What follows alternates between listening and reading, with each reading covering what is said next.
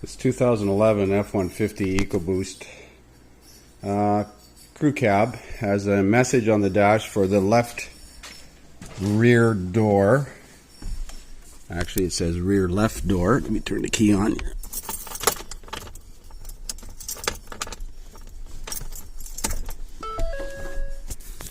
Okay. Rear left door ajar. And of course the door was closed. So I originally looked at the electrical circuit, and the door ajar switch, which is part of the latch assembly, is normally open in this schematic, and it closes to ground with the door. Let's go back up. It closes to ground with the door open. So I thought, well, what's the likelihood that this wire, this green wire from the BCM is shorted to ground? It's more likely a failed switch.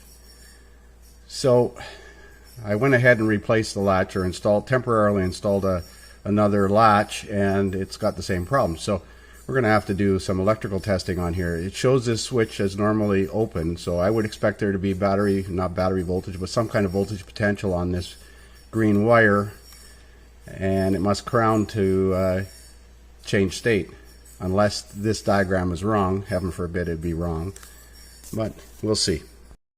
So I've got the door panel removed and the latch disconnected. In theory now that should open the circuit, and that message on the dash should be gone.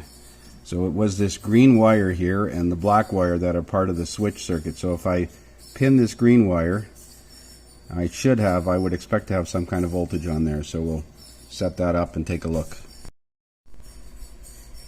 So I got a pin in that green circuit, and it shows 10.15 volts on the graphing multimeter here. Now according to that, when that switch is open, it should indicate. Let's try grounding that wire and see what happens.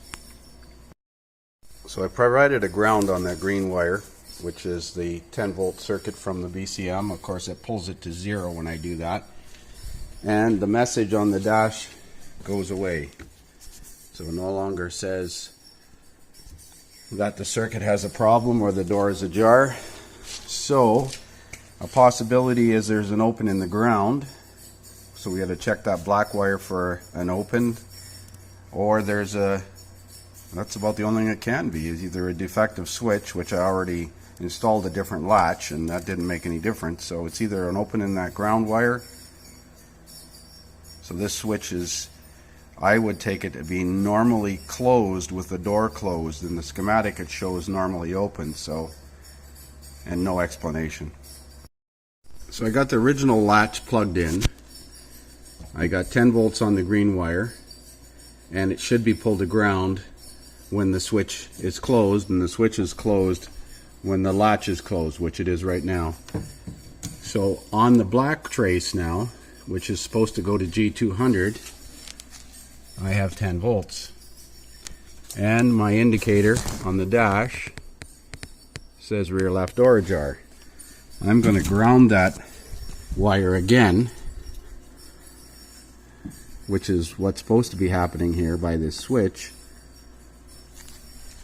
It goes to 0 volts on here, and my message goes off the dash. So I've got a problem with that G200 ground. 200 series ground is somewhere under the dash. G200. There's a connector 327 if equipped. Or I got a break in this black violet wire. So we're gonna have a quick look, see if we can find G200. So I'm looking at a ground distribution diagram for G200. There it is there. And it shows the driver's seat backrest heater, memory set switch, seat control, heated seat module, seat back heater, and parking aid module. It does not show anything to do with the left rear door. Continues on the next page. G200, unless there's more to it. Where's the next page? Oh, G200 continued. Here we go. Let's see this one. There's a lot of components sharing that G200. Door lock switch left front. Let's see if this is splice 500. Yes. Heated door latch left rear. There it is right there. And it also is a ground for the heated seat switch left rear seat if it had that, which I don't believe it has. And the left rear door jar switch, super cab or super crew. So let's find out where G200 is. Location, left hand kick panel. I wonder if that wire is corroded off.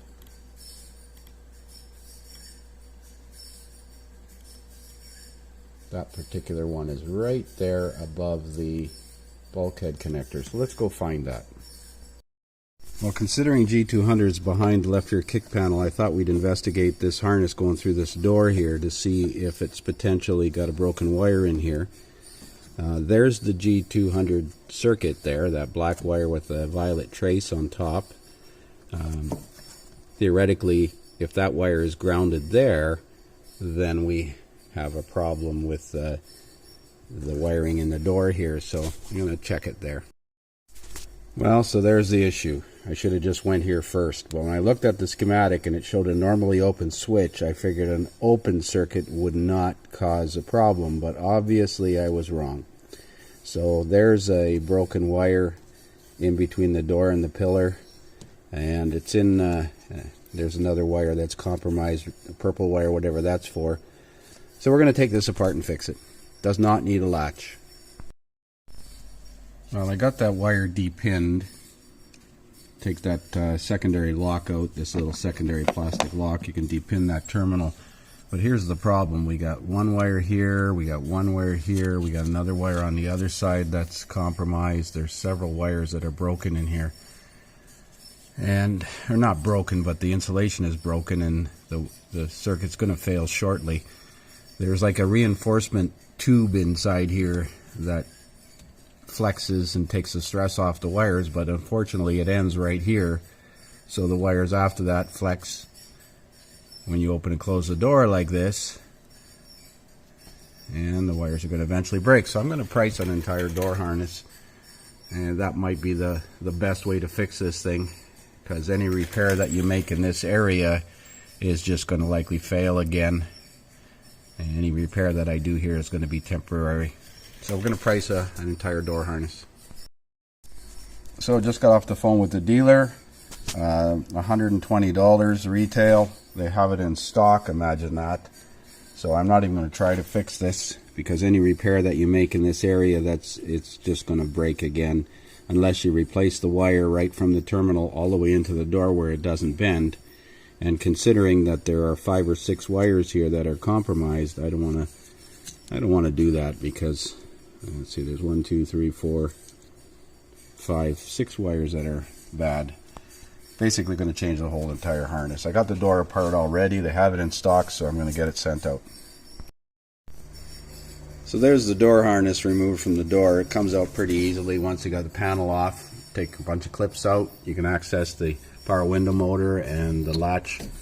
In hindsight, I should have done some testing at either at the latch switch here or investigated those wires.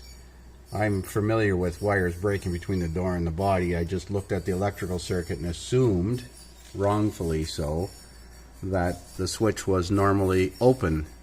So a broken wire would create an open. That shouldn't be turning the light on, but in this case the switch should be illustrated in the schematic as normally closed.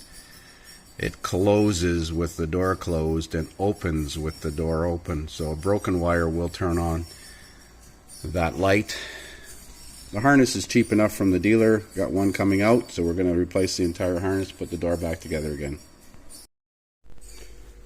So here's the new door harness from Ford.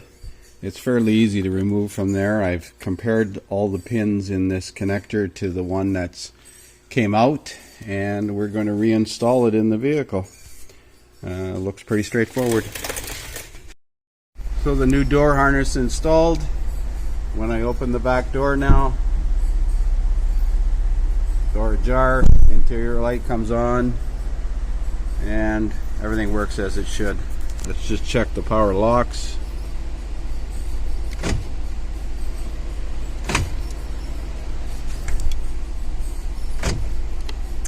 Yeah, they're working fine. So we're good to go.